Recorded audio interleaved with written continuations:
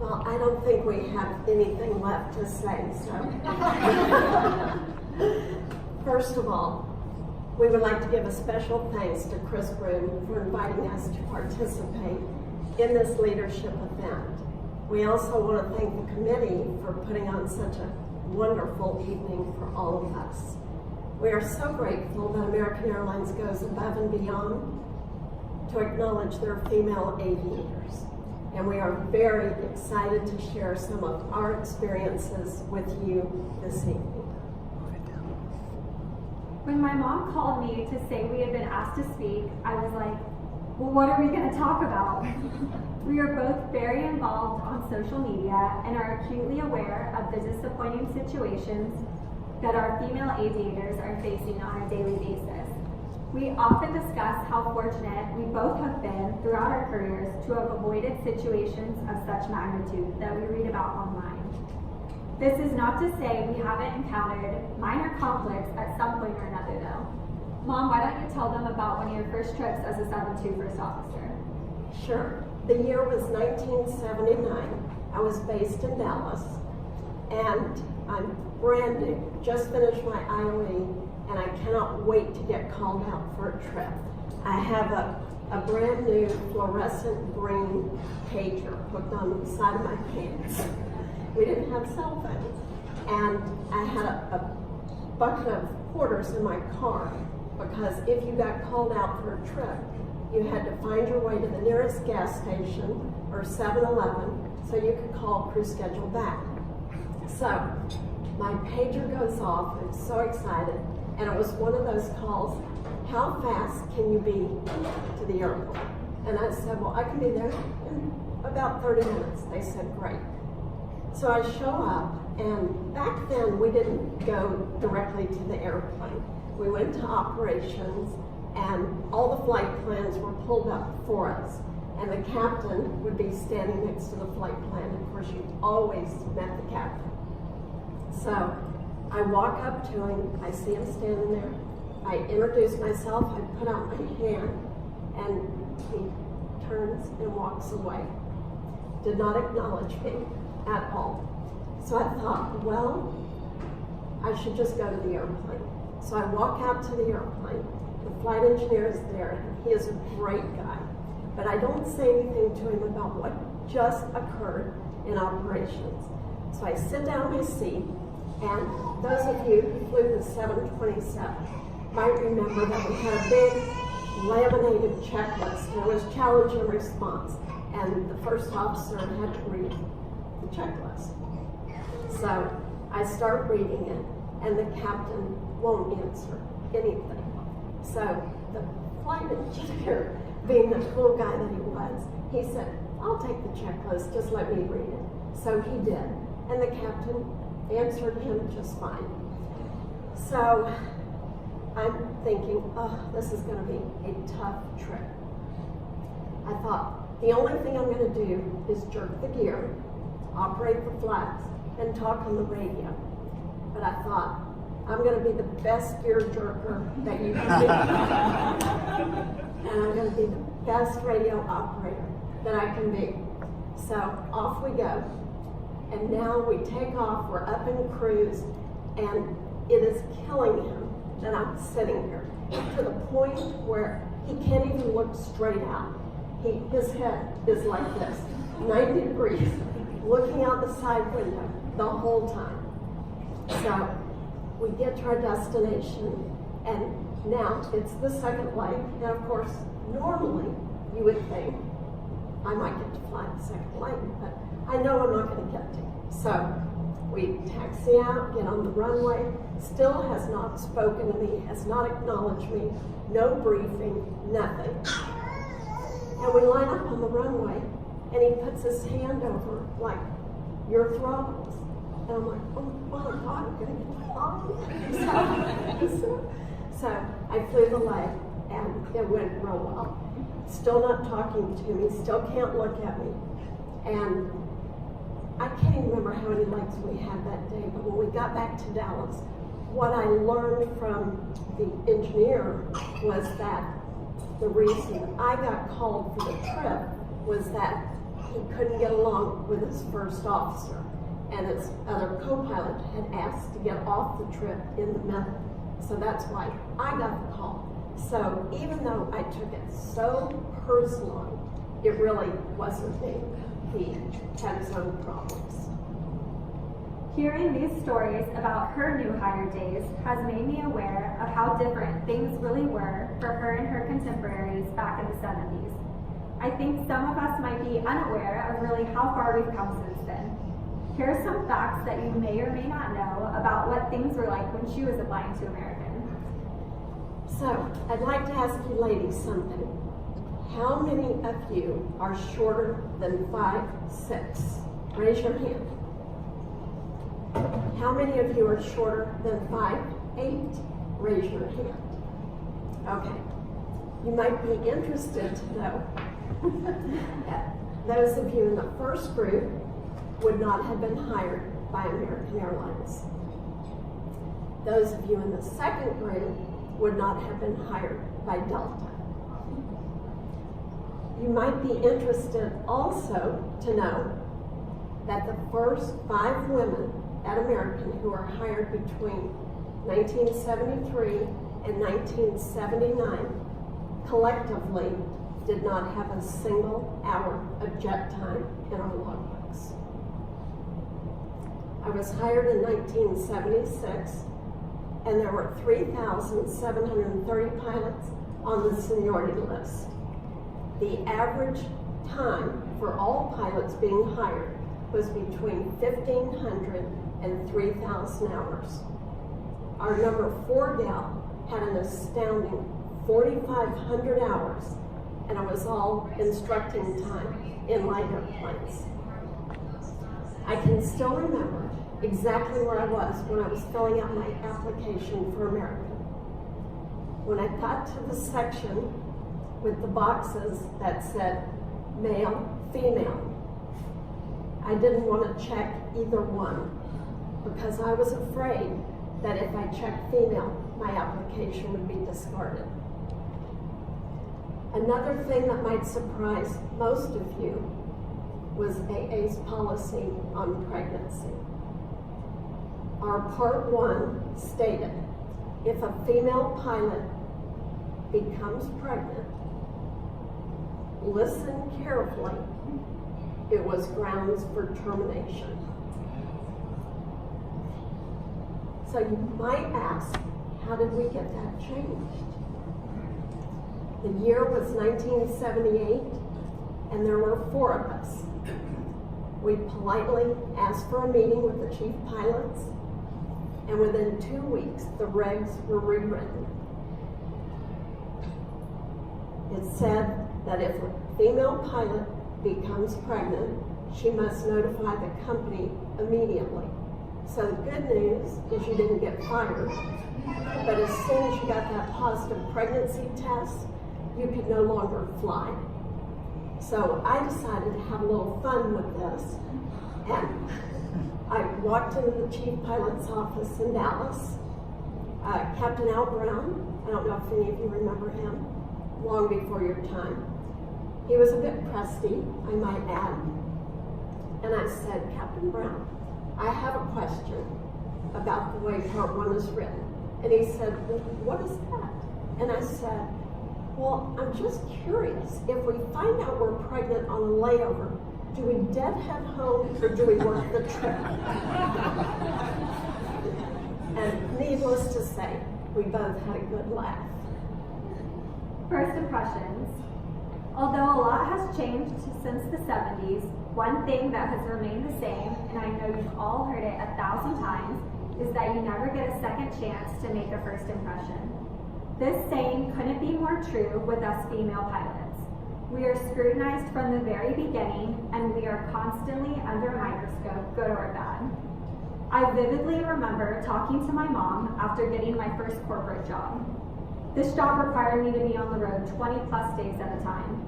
She was emphatic that I maintain a proper relationship with my crew members and that I make a reputation that I would be proud of, as it is extremely difficult to undo a tarnished image. I don't have to tell you all how small the aviation world really is.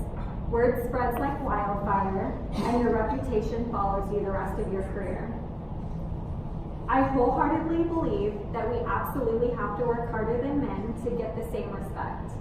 Make sure what you give them to see is nothing short of the most professional pilot possible. When you walk into the briefing room, come prepared.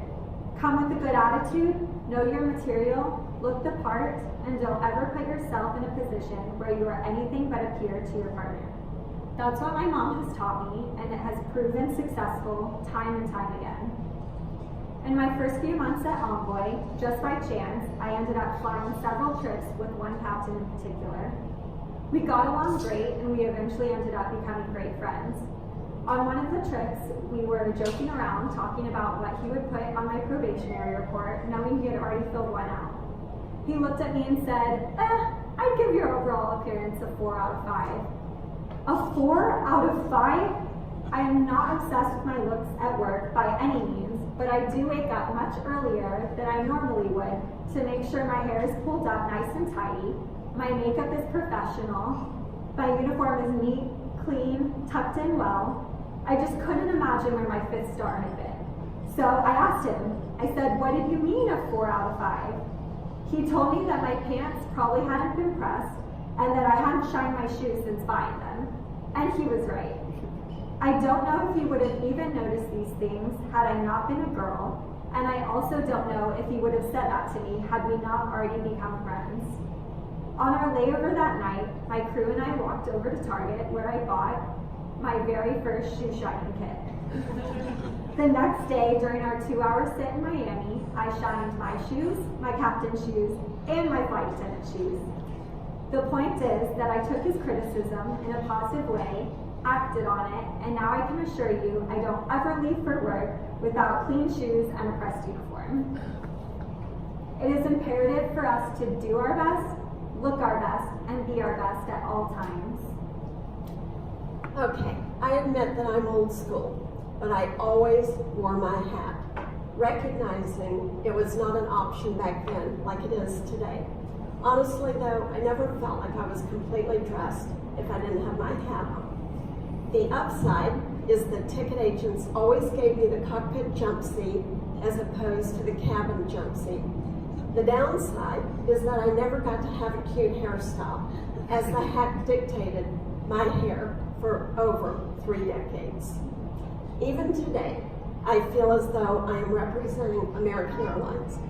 I non-ref all the time, and even though our dress code has changed drastically over the years, I still feel like it's important to dress nice because that means a lot to me. To this day, I still run into pilots who are now captains that I trained back in the day. In a way, we are all ambassadors of American Airlines, and I take that role very seriously. People don't forget. As important as first impressions may be, maintaining your image continues throughout your entire career. My mom obviously had a very successful 32 years at American. I run into pilots all the time that flew with her at one point or another, and they all speak so highly of her as a pilot and as a person. Everyone makes mistakes at some point or another. It's inevitable, but for some reason, our mistakes as women in the cockpit are often never forgotten. I mean, how many times have we heard that the first officer on the Colgan Air flight that crashed in Buffalo was a female? I don't ever recall knowing the gender specifics of the pilots up front of any incident unless a woman was involved. People just don't forget. After 42 years, my mom received an email recently that demonstrates this perfectly. So, the year was 1977. I was a brand new flight engineer based at LaGuardia. So, how many of you were flight engineers on the 727? Okay, good. Of course, you might not remember this procedure, but do you remember the procedure that we had as a flight engineer? After engine start, you were taxiing out. You're doing the mechanical checklist. We, at American, had to put on our jacket, put on our hat, and we had to walk the full length of the airplane to check that the barrier strap was not caught in the aft galley door. Now, can you even imagine that? That's so strange to me that we walked the full length of the airplane. So, this day, we're taxiing up to runway 4 at LaGuardia. The captain is getting a check ride. It's my first month holding a trip as a flight engineer. 2 on, 2 off, Dallas layovers, I still remember. And so the FAA's in the jump seat. I'm brand new, and I go back, check the barrier strap, it's all good, come forward. And we take the runway, he puts the throttles up, and we get a warning horn. And of course, every one of us in the cockpit knew exactly what had happened. I had forgotten to shut the APU down. So we have to stop, taxi off, get in the line up again. And the captain turned around and looked at me. And I looked at him and I said, it will never happen again. So in this email that I just got 2 months ago, he reminded me of that whole story. I'd like to forget. And he said, I knew when you said to me, it'll never happen again, that you were going to be a good crew member. So the important thing is we do make mistakes, but we must own it, learn from it, and move on. And in my 5 years as a flight engineer, I never forgot that APU again. Even though people have a tendency of remembering the bad before the good, here's an example of how even a small gesture can make a lasting impression on those around you. This is a message my mom received only a few weeks ago from a current 777 first officer. Mind you, this all took place 20 years ago. It was 7 Alpha Delta, our 4th 777, never had flown a revenue mile, delivered the day prior. When I arrived, this nice gal in an Izod shirt, holding a monster coffee mug and doing the left wing walk around, her honorary brother, Captain Ron Luke, dressed similarly and doing the right. I asked where everyone else was. Bev grinned, you're the birthday boy. I recall her saying, indeed, these two basically used me as an excuse to go on a road trip in a gleaming new 777-200 that smelled like a new Mercedes inside. Bev had me fly the 3 of us to Amarillo. I did 8 touch and goes, including some meandering around the countryside, when Tower asked us to leave the pattern due to inbounds. We stopped for lunch, Ron treated, then she and Ron shot some touch and goes before we dashed back to DFW. At the end, Bev pressed a 777 medallion into my hand, something I have 2 decades later. That day, she had more 777 hours than anyone else at American, even more than Paul Hinton, the fleet manager, 178, I believe. I've got about 6,000 hours in it now, and they still won't let me sit in the left seat, much less supervise someone with 0 hours performing touch and goes like she did back then. I'm still pinching myself. This just goes to show you how important it is to set the bar high for yourself as a leader and to be the type of person you hope others strive to be when they achieve the ranks of captain or check airman. We all leave behind a legacy when all is said and done. So lead by example and inspire those you work with each and every day. After all, they will be the face of the airline one day, so be proud of the impact you have on the next generation. Leadership. So how do we create this positive reputation that we all aspire to have? Leaders are respected individuals who have integrity, maintain professionalism, and are dedicated to the charge in which others follow. Be that captain that others want to emulate. Do the walk around in the rain. Buy Starbucks for the crew. Compliment your crew members. Take the crew out to dinner.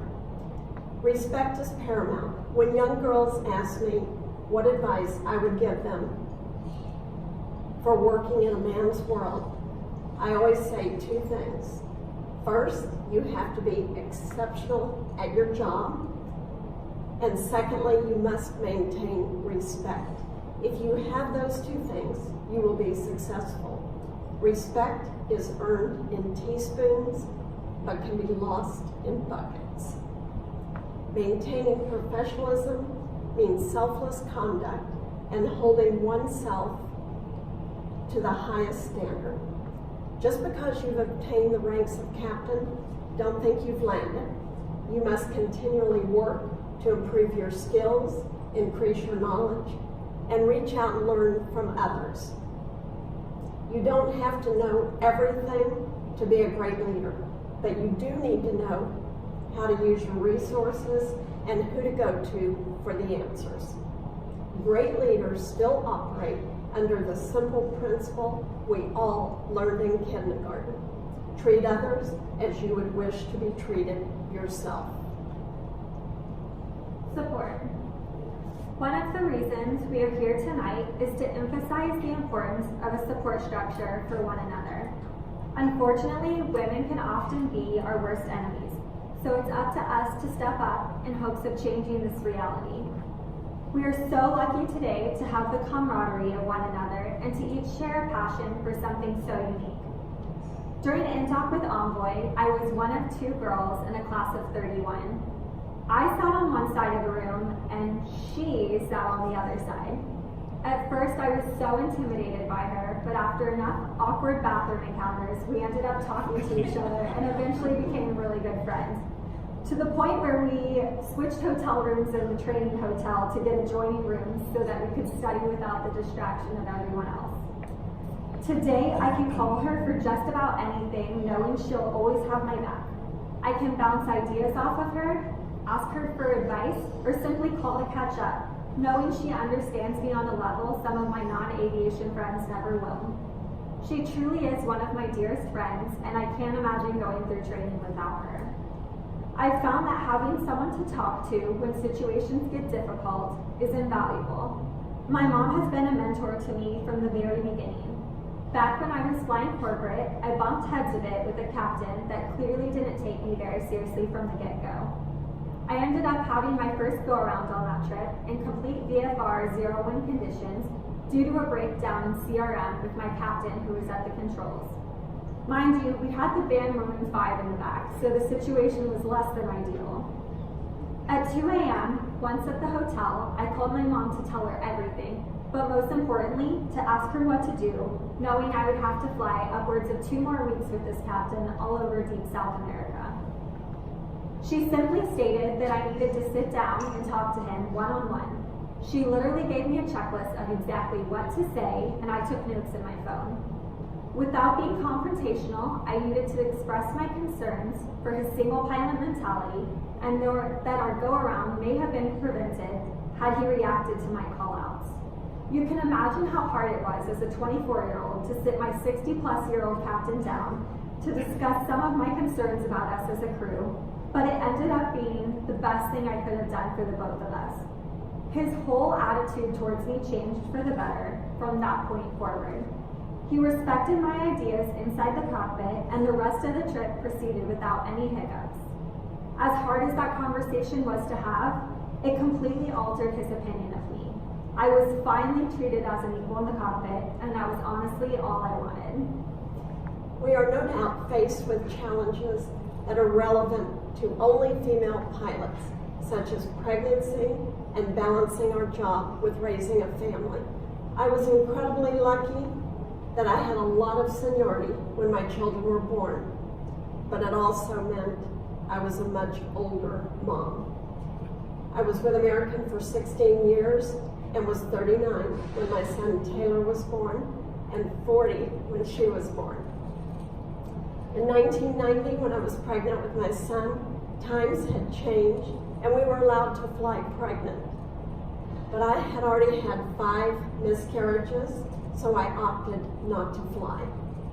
I was on maternity leave exactly 1 day when I got a call from the Flight Standards Office, Malcolm Gay, asking me if I would like to work in the Flight Standards Office. I gladly accepted the offer. On the last day of my job, Malcolm came to my office and said that we needed to go to an international meeting. So I gathered up my notebook and my pen, and off we go to the conference room. I walked into a room full of pilots, from the vice president of flight down, some in uniform. they had thrown a surprise baby shower for me. The conference table was filled with balloons, a stroller, gifts, and a cake. Now, ladies, do you have any idea what it's like to be in a baby shower with all men? I was truly so honored, and it spoke volumes as to how much they respected me. When I was pregnant with Paige, I was asked to be an assistant chief pilot at the DFW flight office. So I worked there until she was born, and then went back when she was 2 weeks old. It's fair to say that her indoctrination to the flight office was a 2-week-old infant in a carrier sleeping on the floor beside my desk. The staff gushed over her, so I was actually able to get some work done. My husband and I agreed before we ever had children that we would have a live-in nanny, so we built our home accordingly. All of my friends said, "You will be lucky if you can keep your nanny for a year." So knowing that, I told her, I said, "If you'll stay with us for a year, I will pay you a $500 bonus at the end of that year." In June of this year, I paid her her 27th $500 bonus. Needless to say, she no longer lives with us, but she will always be a member of our family. As many of you know, the policy on pregnancy is slowly improving little by little. I believe today FMLA provides up to 12 weeks of job-protected leave, and the post-delivery disability plan, it's a hard thing for me to say, pays 100% of your salary from the date of delivery up to 10 weeks. I applaud you for the policy changes you have made over the years. It may not be perfect, but it's certainly better than what we once had. It's never easy to make major advances when you represent a mere 5% of the pilot force. With hard work, determination, and a great attitude, progress will continue to be made. Each and every one of you has the ability to pave the way for Americans, women pilots of today, tomorrow, and all future generations. So take a stand, be that change, and leave behind a legacy that you are proud of. We would like to leave you with one of our favorite quotes. Behind every successful woman is a tribe of other successful women who have her back. Thank you.